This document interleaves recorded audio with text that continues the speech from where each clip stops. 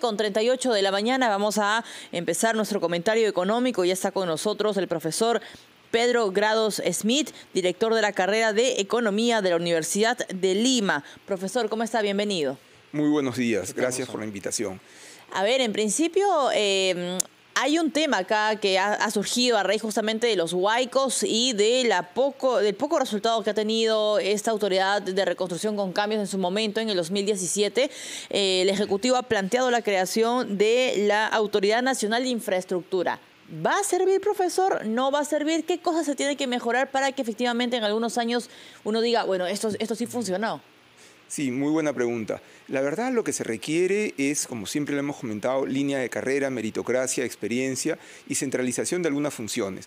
¿Por qué creemos que es importante la creación de la Autoridad Nacional de Infraestructura?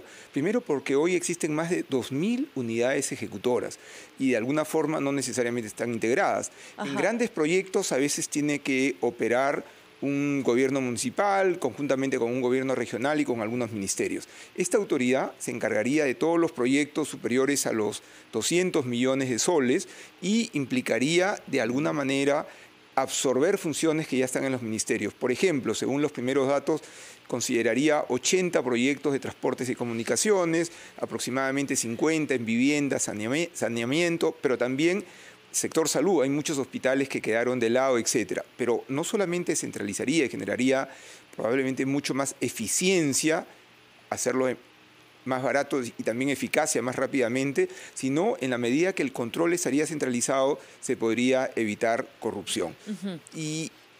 Finalmente, agregar que como tenemos con alta probabilidad un niño el próximo año, centralizar estas funciones y acelerar la ejecución de obras es fundamental. No podemos esperar en lo que se refiere a, por ejemplo, defensa de riberas, ¿no? Claro. Jorge.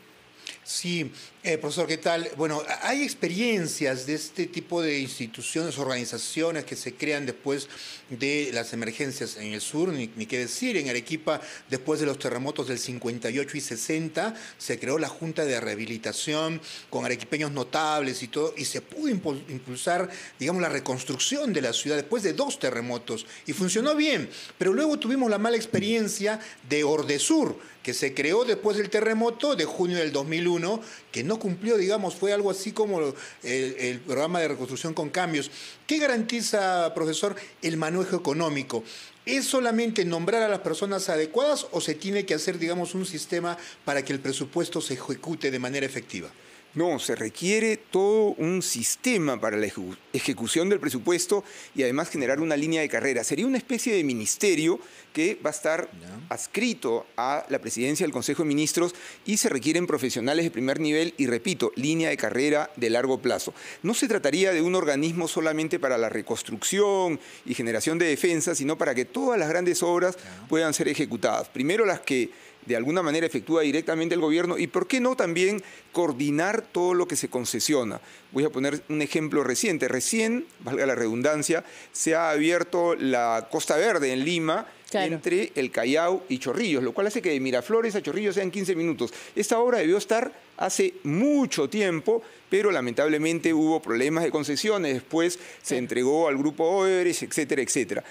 Esta obra va a agilizar el transporte de manera significativa. Por otro lado, tenemos los hospitales, ¿no? La cantidad de hospitales que hay alrededor del Perú que no están terminados y que generaron, lamentablemente, que el Perú tenga los peores resultados per cápita en términos del COVID-19, son otra muestra de la importancia de centralizar. Y comparemos con una institución del Estado que sí funciona. Lo hemos dicho muchas veces, del Banco Central. ¿El Banco Central qué tiene? Línea de carrera.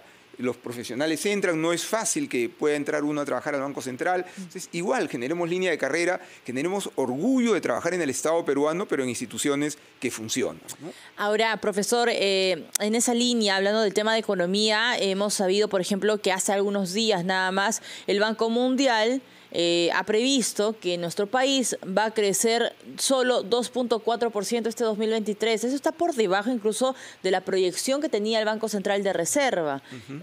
Pero ¿qué implica? Más allá de la cifra, porque esto puede ser, digamos, un dato duro para el oyente o televidente que nos sintoniza a esta hora de la mañana, profesor, ¿qué implica que una entidad tan importante como el Banco Mundial diga, Perú, tú no vas a crecer tanto, vas a crecer solamente 2.4%? ¿Cómo le impacta al peruano de a pie esto? A ver, en términos concretos va a significar menos empleo del que se esperaba, menos ingresos y por lo tanto menos recaudación de impuestos, menos posibilidades de subsidios, que como siempre hemos dicho, si están bien orientados y son temporales, no deberían generar problemas. Pero por otro lado, en términos yo diría positivos, es una alerta de que no hemos venido haciendo las cosas de forma adecuada. Con 2.4% de crecimiento no absorbemos la cantidad de empleo juvenil que se genera año a año, ni generamos la dinámica ni la atracción a la inversión privada. Hoy día algunos diarios mencionan que la inversión privada podría haber caído 10%. Si tenemos un crecimiento de 2.4%, uno de los factores es precisamente la disminución de la inversión privada en los años anteriores. Y esto es expectativas, es... Como peruanos tenemos que ser capaces de ponernos de acuerdo y generar un ambiente adecuado para que el inversionista, el gran inversionista, pero también el pequeño inversionista que pensaba abrir su bodeguita, se anime a abrir su bodeguita. Sí. O la microfinanciera, ¿no? La microfinanciera que lamentablemente se ha visto afectada por todo lo que ha ocurrido, sobre todo en el sur del país. Jorge. Profesor Grados, yo lo devuelvo por un momento al tema de la creación de la Autoridad Nacional de Infraestructura. Ya se ha anunciado, por ejemplo, la presidenta Dina Boluarte, 500 millones de soles para empezar con la reconstrucción en Piura.